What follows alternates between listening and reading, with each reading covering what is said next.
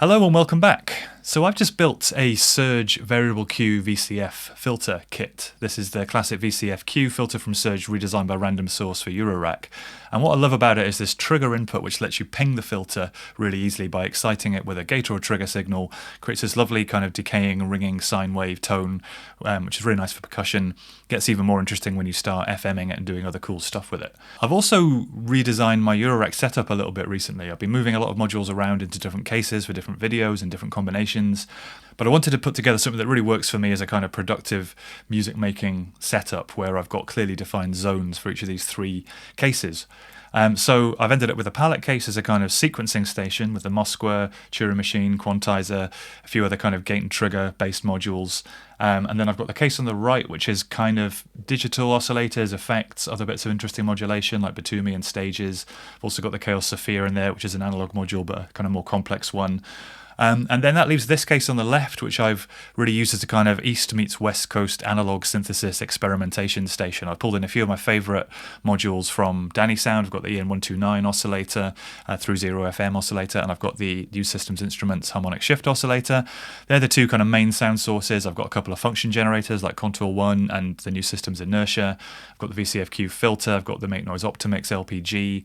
Music Thing Spring Reverb, various other utilities and bits and pieces which I'll come to in this video, because I'm going to basically, in this video, use this case alone to make a patch. I'm going to use the VCFQ being pinged as the main kind of sound source in it for a kind of percussive loop. I'm going to sequence it with the Joranalogue Step 8. I'm also going to try and make a kick drum, maybe use a bit of white noise to make a kind of snare sound, and just kind of see what I can put together using the various analog modules I've got in here with no external effects, and yeah, just see what comes out of it with a bit of patching. So hopefully you would have heard a bit of the finished result in the intro if it turns out okay. I'm going to build it up from scratch and I'll just talk through what I'm doing. So if you like the sound of the intro, strap in and I'll show you how it was put together. So I'm going to start with the TACAB RLFO. It's a really simple module. It's got a square and triangle LFO. It's also got a white noise output and a built-in sample and hold with slewing. I'm just going to use this. I'll use the white noise source later for my snare sound, but I'm going to use the square wave as a clock. And what I'm going to do is I'll use the Doepfer A162 clock divider as well to get a few divisions of that clock. I'm going to basically treat the raw square output. I'm going to go into this mult and I'm going to treat that as the kind of 32nd note of this patch, because I'm going to use some ratchets by switching when I get the sequencer set up. So let's just take a copy of that from the mult into the clock divider. So this will be my 32nd note pulse, and then the divide by 2 will become my 16th note pulse. And I'm going to take that divide by 2 into the other half of this mult, so I can use, means I've basically got 32nd notes and 16th notes there when I can adjust the tempo with this LFO rate. So that's kind of my master clock for the patch. Let's get the VCFQ plugged in and let's start pinging it so you can hear the sound I've just been talking about. So let's go into, I'll just go from the bandpass output and let's get a copy of that 16th note clock for starters, and we'll just go into the trigger input and turn this up. Slow it down slightly. So that's the basic sound of that filter being pinged with 16th notes. And the resonance basically controls the decay or the length of that note. So you get these nice kind of percussive tones. Quite simple, quite straightforward. Let's get step 8 plugged in as well. Let's get that cycling and start feeding a pitch sequence in there. So I'm going to go into the step input. I'm just in cycle, solo and track mode in step 8, which basically gives me an 8-step analog sequencer. And let's take the scan output there, which is basically whichever, it scans these outputs and always outputs whichever one is active. Let's go into the volt per octave, tune it down slightly. I'm not going to quantize this because I'm going to get a bit more atonal in a while as well, but that's a basic sequence. I've just kind of randomly set these sliders.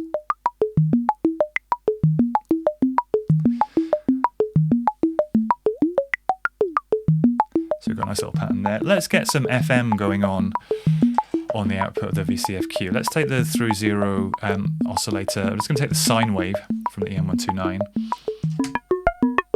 Now It's a very sensitive FM input here. Just give it a little smidge. And this oscillator isn't tracking that pitch either. This is just going in at a kind of static frequency, which is quite cool already.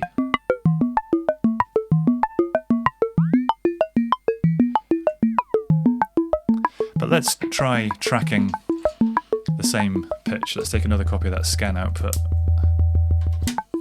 Let's go into this fourth prerogative.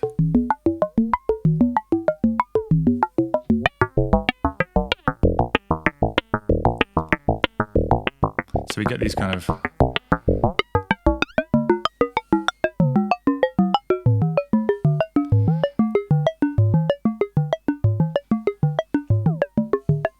quite a nice range of tones here. You get a little bit of bleed through from that FM, but let's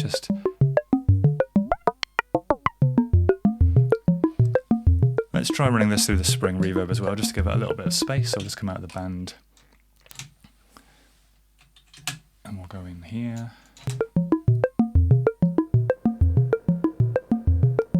It's quite a nice atmosphere, and just by playing around with these different frequency ratios, get these nice slightly, almost like tapped glass kind of sound, which I really like.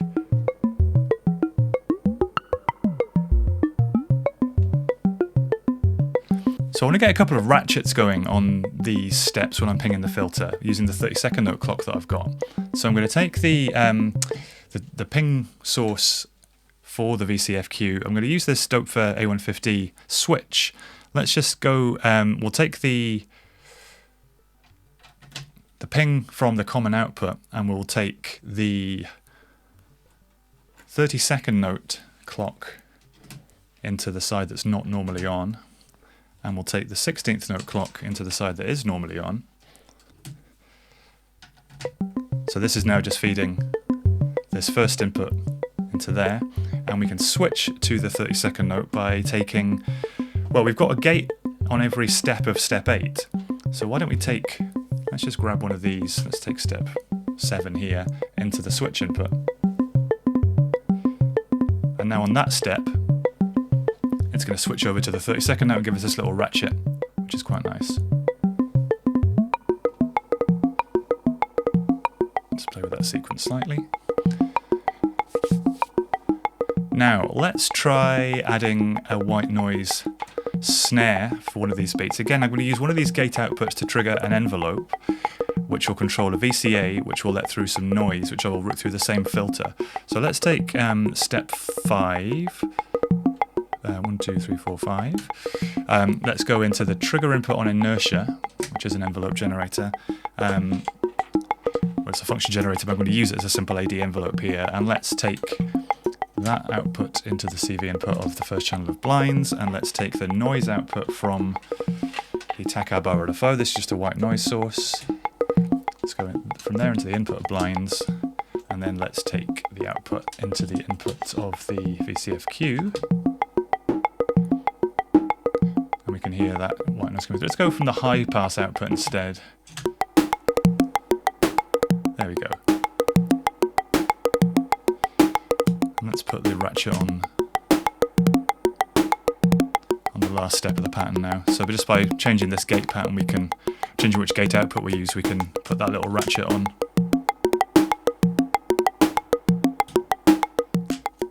Can play around with that. So that's sounding quite nice as a little pattern. And just by playing with these sliders, we can get some nice kind of.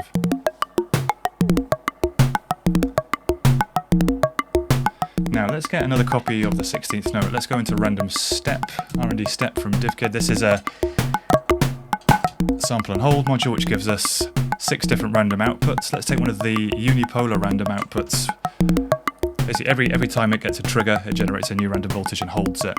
Let's go from that unipolar out into the resonance CV.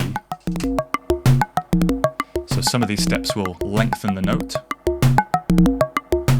just for a bit more rhythmic variety.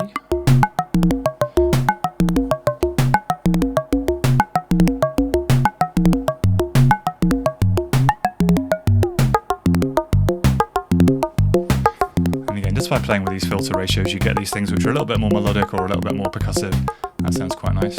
But now I think what this could do with is a kick drum. Let's make a kick drum from harmonic shift oscillator, and I'm going to use, I'll run that through the MMVCA, and I'll use a couple of different envelopes. I'll use one envelope for on the pitch to give it a bit of bite, and I'll use another envelope on the VCA. So let's just turn down the sequence and I'll patch up the kick drum. I could just take it from the divide by 8 on the clock divider, so we get a 4/4 kind of kick, or I could build one up by combining a couple of these triggers from step 8.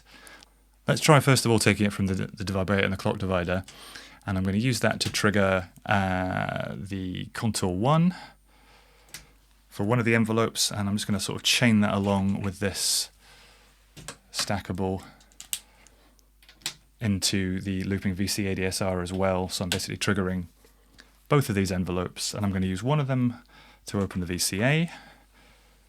I'll use the ADSR here to control the Danny Sound VCA, which I'll take the output into my other mixer channel. And let's run just the sine wave straight out of harmonic shift oscillator into the VCA, and we get a fairly nondescript kind of sine wave pulsing kick drum there.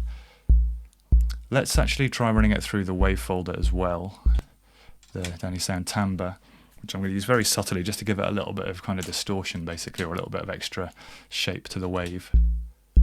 Probably not that much. But the thing we really need here is a pitch envelope as well to the oscillator. Let's go into the FM input, and we'll take contour 1's envelope there. And I've got a really snappy exponential envelope there from contour 1 with a bit of FM, which gives us this nice kind of punchy transient at the start, and again with a little bit more folding as well. And we can reduce that decay slightly. We've got a nice punchy kick there. Let's just take a little bit off that. Take the folding down slightly. Nice. Let's bring in the sequence again.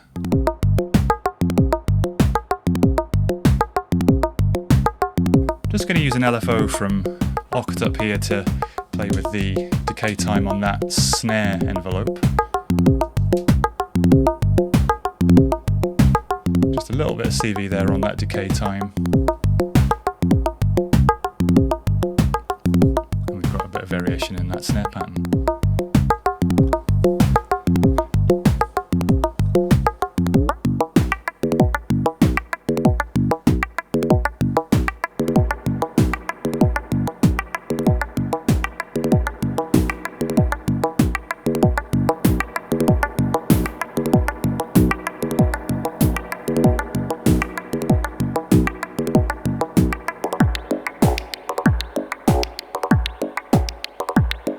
Speed it up slightly.